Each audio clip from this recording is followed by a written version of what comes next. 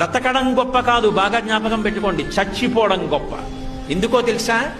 బ్రతకడం ఎలాగైనా బ్రతుకుతారు. ఆకలి, దాహము, జీర్ణము ఈ మూడు ఉంటే మనిషి ఎలా అయినా బ్రతకచ్చు.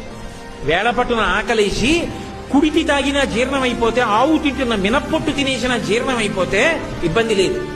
దాహం వేసి ఏది తాగినా జీర్ణం అయిపోతే ఇబ్బంది లేదు, బతికేయచ్చు. చచ్చిపోవడం అంత తేలిక కాదు. మంచాన పడి తన మలమూత్రములను తాను విసర్జించలేకపోతే వాడు రోజు రోజు క్షణం క్షణం చచ్చిపోయినట్టే.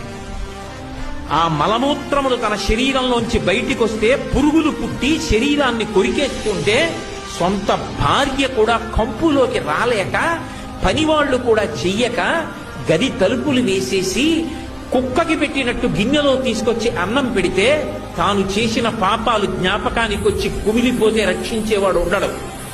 అనాయాసంగా వెళ్లిపోవడం అంత గొప్పది. అది ఇవ్వగలిగిన వాడు శంకరుడు ఒక్కడే.